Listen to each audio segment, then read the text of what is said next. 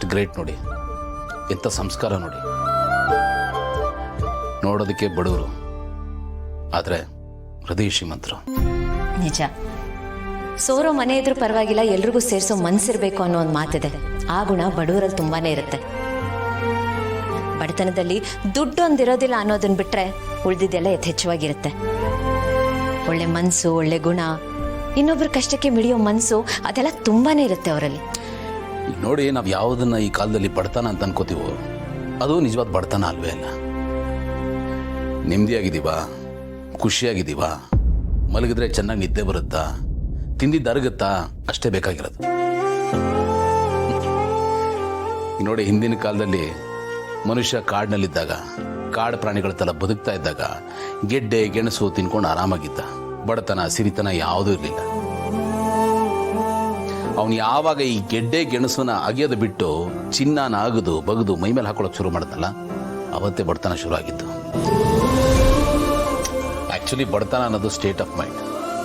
ಈಗ ನಮ್ಮ ಮನೇಲಿ ನೋಡಿ, ಎಷ್ಟು ಸಾವಿರಾರು ಸ್ಕ್ವೇರ್ ಫೀಟ್ ಇದೆ. ಅದನ್ನು ಬದುಕೋದು ಒಂದು 300-400 ಸ್ಕ್ವೇರ್ ಫೀಟಲ್ಲಿ. ಉಳಿದಿದ್ದೆಲ್ಲ ನಮ್ಮ ಸೊಕ್ಕು, ಪ್ರತಿಷ್ಠೆ ಇದೇ ತುಂಬಿರುತ್ತೆ. ಬದುಕೋದಕ್ಕೆ ಬೇಕಾಗಿರೋದು ಚಿಕ್ಕ ಮನೆ, ತೋರಿಸ್ಕೊಳ್ಳೋದಕ್ಕೆ ದೊಡ್ಡ ಮನೆ ಬೇಕು. ಬಡವರು ಅನ್ನಿಸ್ಕೊಂಡವರು ಇರೋದ್ರಲ್ಲೇ ಸುಖ ಕಾಣ್ತಾರೆ, ಆದರೆ ನಾವು ಇರೋದೆಲ್ಲ ಬಿಟ್ಟು ಇನ್ನೇನೋ ಹುಡುಕ್ತಾ ಇರ್ತೀವಿ.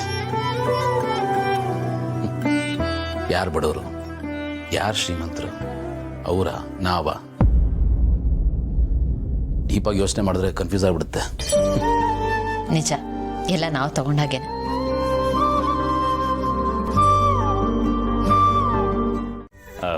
ಮಲಿ, ಎಲ್ಲಿ ಕಣ್ಮುಚ್ಚು? ಏನ್ರಿ ನಿಮ್ದು ಹೊಸ ವರ್ಷೆ? ಬತ್ತೀರಾ ಕಣ್ಮುಚ್ಚು ಅಂತೀರ, ಬತ್ತೀರಾ ಕಣ್ಮುಚ್ಚು ಅಂತೀರ. ಕಣ್ಮುಚ್ಚಿದ್ರೆ ಏನಾರ ಸರ್ಪ್ರೈಸು ಅಂತೀರಾ. ಎಲ್ರು ಸರ್ಪ್ರೈಸ್ ಅಂದ್ರೆ ಖುಷಿ ಪಡ್ತಾರೆ. ನೀನ್ ಯಾಕೆ ಮಲ್ಲಿ ಹಿಂಗ ಆಡ್ತೀಯ? ಒಳ್ಳೆ ಕಣ್ಮುಚ್ಚು. ಅದೇನ್ ಹಂಗೆ ಕೊಡ್ರಿ ನೋಡ್ತೀನಿ. ಕಣ್ಮುಚ್ಚು ಮಲ್ಲಿ. ಹ್ಮ್. ಹಾ, ಎಲ್ಲಿ ಕೈ ಚಾಚು. ಇನ್ನೊಂದ್ ಕೈ ಯಾರು ಚಾಚ್ತಾರೆ? ಹ್ಮ್.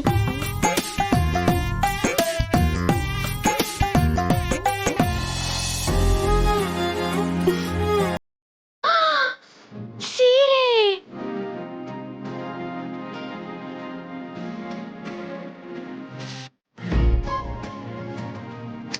ಆಹಾ, ಚೆನ್ನಾಗಿ ಕಾಣಿಸ್ತದೆ. ಇಷ್ಟ ಆಯ್ತಾ ಮಲ್ಲಿ? ಹೋರಿ, ಸಾನೆ ಚಂದಾಗೈತೆ ರೀ. ನೀವು ಸೀರೆ ಎಲ್ಲ ತಂದಿದ್ದೀರಾ ಅಂದ್ರೆ ನಂಗಂತೂ ನಂಬಕ್ಕೆ ಆಗ್ತಾ ಇಲ್ಲ. ಹೂ ಮಲ್ಲಿ, ನಾನ್ ಮಾಡಿದ ಕೆಲಸ ನನಗೆ ನಂಬಕ್ಕಾಗ್ತಿಲ್ಲ ಅಂತೀನಿ. ಲಿಟ್ರಲಿ ಹೆಂಗಾಯ್ತು ಗೊತ್ತಾ? ಇವತ್ತು ನಾನೇ ಖುದ್ದಾಗಿ ಶಾಪ್ಗೆ ಹೋಗಿ, ಅಲ್ಲಿ ನೀವು ಹೆಂಗಸಲ್ಲ ಹೇಳ್ತಿರಲ್ಲ, ಏನದು ಸೇಮ್ ಕಲರ್ ಅಲ್ಲಿ ಬೇರೆ ಡಿಸೈನ್ ತೋರಿಸಿ, ಅಥವಾ ಸೇಮ್ ಡಿಸೈನ್ ಅಲ್ಲಿ ಬೇರೆ ಕಲರ್ ತೋರಿಸಿ, ಈ ತರ ತಲೆ ತಿಂದು ತಿಂದು ಒಂದಷ್ಟು ಸೀರೆನ ಗುಡ್ಡೆ ಹಾಕ್ಸಿ, ಅದರಲ್ಲಿ ನನಗೆ ಈ ಸೀರೆ ತುಂಬಾ ಇಷ್ಟ ಆಯ್ತು. ನಿಂಗಿದು ಚೆನ್ನಾಗಿ ಕಾಣಿಸ್ತಾ ಅಂತ ಅನ್ಸ್ತು, ಅದಕ್ಕೆ ಹಂಗೆ ಎತ್ಕೊಂಡ್ ಬಂದ್ಬಿಟ್ಟೆ. ಹೌದಾ ರೀ? ನನ್ಗೋಸ್ಕರ ಇಷ್ಟೊಂದೆಲ್ಲ ತೊಂದರೆ ತಗೊಂಡ್ರಾ? ಇದು ತೊಂದರೆ ತಗೊಳ್ಳೋದೇನ್ ಬಂತು ಮಲ್ಲಿ? ಏನ್ ಮಾತು ಅಂತ ಆಡ್ತೀಯ ನೀನು? ನನ್ ಪ್ರೀತಿ ಹೆಂಡತಿಗೋಸ್ಕರ ಇಷ್ಟು ಮಾಡೋದಿಲ್ವಾ ಮಲ್ಲಿ? ನಿನಗ್ ಸೀರೆ ಉಟ್ಕೋಸ್ಕರ ಒಪ್ಪತ್ತೇನು ಇಡೀ ಜನ್ಮ ಬೇಕಾದ್ರೆ ಕಳೆದು ಬಿಡ್ತೀನಿ ನಾನು. ಆದ್ರೆ ನಿನಗೆ ಒಪ್ಪತ್ತರ ಸೀರೆ ಸಿಗ್ಬೇಕು, ಅದು ಮುಖ್ಯ ನನಗೆ. ಇದ್ಯಾಕೋ ಸ್ವಲ್ಪ ಜಾಸ್ತಿ ಆಯ್ತು. ಆದ್ರೆ ಇದೆಲ್ಲ ಕೇಳಕ್ಕೆ ಸಾನೆ ಖುಷಿ ಆಗ್ತೈತೆ ರೀ. ಮಲ್ಲಿ, ಖುಷಿ ಆಗ್ತಿದ್ಯಾ? ನೀನ್ ಖುಷಿಯಾಗಿರೋದೆ ಮಲ್ಲಿ ನನಗೂ ಬೇಕಾಗಿರೋದು.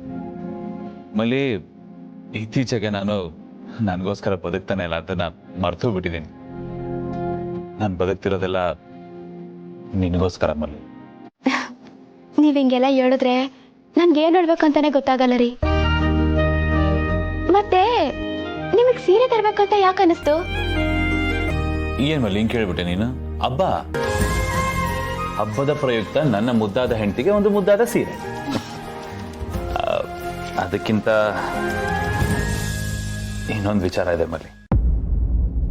ಮದುವೆಯಾಗಿ ಎಷ್ಟು ದಿನ ಆದ್ರೂ ನಾನು ಯಾವತ್ತೂ ನಿನಗೆ ಈ ಥರದ್ದೆಲ್ಲ ಏನೂ ತಂದ್ಕೊಟ್ಟಿಲ್ಲ ಅಲ್ಲ ಮಲ್ಲಿ. ಆ ಗಿಲ್ಟು ನನಗೆ ತುಂಬಾನೇ ಕಾಡ್ತಾ ಇತ್ತು. ಒಂಥರ ಪ್ರಾಯಶ್ಚಿತ್ತ ಅನ್ಕೋ. ನಿಮ್ಮನ್ನ ಈ ತರ ನೋಡ್ತಿದ್ರೆ ನಂಗಂತೂ ಸಾನೆ ಖುಷಿ ಆಗ್ತಾ ಐತೆ ರೀ. ನಾನು ಹೆಂಗ್ ಅನ್ಕೊಂಡಿದ್ನೋ ನೀವ್ ಇವಾಗ ಹಂಗೆ ಇದ್ದೀರಾ. ನನ್ ಕನ್ಸು ನನ್ಸಾಕ್ತು ರೀ. ಇಲ್ಲ ಹೊರಟಿದ್ದೀನಿ ನಾನು. ಯಾ, ಒಂದು 45 minutes to 1 hour I am there. Yes, okay, bye bye. ಅರೆ, ಏನಿದು? ಏನು ಇದು ಇಷ್ಟೊಂದು ಗಿಫ್ಟ್ಗಳು ಯಾರಿಗೆ? ನೆನೆ ಒಂದು ಹುಡುಗಿ ಸರಿಯಾದ ಸಮಯಕ್ಕೆ ಬಂದು ನಿಮಗೆ ಸಹಾಯ ಮಾಡಿದ್ಲು ಅಂತ ಹೇಳಿದ್ರಲ್ಲ, ಅದು ಅಲ್ಲದೆ ಅವ್ರ ಅಮ್ಮನಿಗೆ ಇಟ್ಟಿದ್ದನ್ನ ನಾನು ನಿಮಗೆ ಕೊಟ್ರು ಅಂತ ನೀವು ಫೀಲ್ ಮಾಡ್ಕೊಂಡ್ರಲ್ಲ, ಅವರು ನಿಮ್ಗಷ್ಟೇ ಸಹಾಯ ಮಾಡಿಲ್ಲ, ನನಗೂ ದೊಡ್ಡ ಉಪಕಾರ ಮಾಡಿದ್ದಾರೆ. ನಿಮ್ಗೇನಾದರೂ ಆಗಿದ್ದಿದ್ರೆ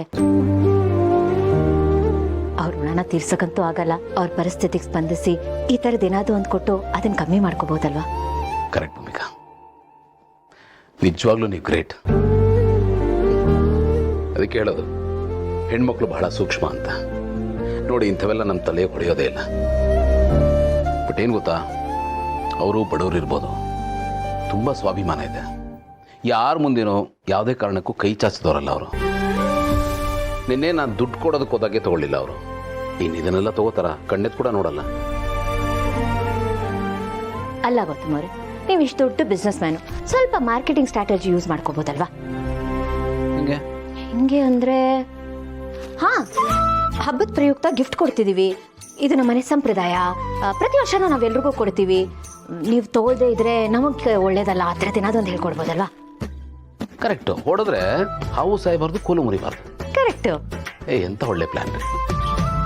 ಎಷ್ಟು ಚೆನ್ನಾಗಿ ತಲೆ ಓಡಿಸಿದ್ರ. ಎಷ್ಟಾದ್ರೂ ನನ್ನ ಹೆಂಡ್ತಿ ಅಲ್ವಾ ನೀವು? ಅಫ್ಕೋರ್ಸ್. ಈ ಕಾರಣಕ್ಕೆ ನೀವು ಭಾಳ ಇಷ್ಟ ಆಗುತ್ತೆ. ಸಾಕು ಸಾಕು, ಇನ್ನು ಹೊಗಳೋದು ಶುರು ಮಾಡಬೇಡಿ. ಆಫೀಸ್ಗೆ ಲೇಟ್ ಆಯಿತು, ಹೊರಡಿ. ನಾನು ಹೊಗಳಬಾರ್ದು ಅಂತಾನೆ ಅನ್ಕೊಂಡಿರ್ತೀನಿ. ಬಟ್ ನೀವು ಈ ಥರದ್ದೆಲ್ಲ ಕೆಲಸಗಳು ಮಾಡ್ತಿರಲ್ಲ, ನನಗೆ ಹೊಗಳದೇ ಇರೋಕ್ಕೆ ಆಗಲ್ಲ.